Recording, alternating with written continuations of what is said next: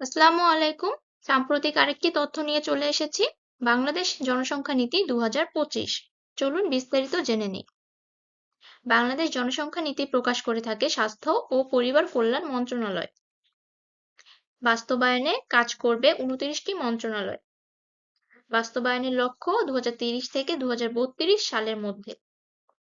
এই নীতিতে জনসংখ্যা পরিস্থিতি জেনে নিই। প্রতি বর্গ কিলোমিটারে বসবাস করে 1.119 জন। প্রজনন হার 2.3%। শিশু মৃত্যুর হার প্রতি হাজারে 31। মাতৃমৃত্যুর হার প্রতি লাখে 135।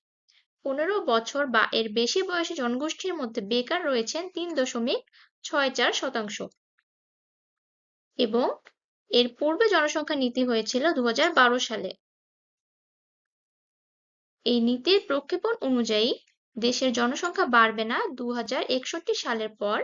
2061 সালে জনসংখ্যা হবে 21 কোটি এবং জনসংখ্যা বৃদ্ধি ঋণাত্মক হবে এবং মোট জনসংখ্যা কমতে থাকবে 2062 সাল থেকে।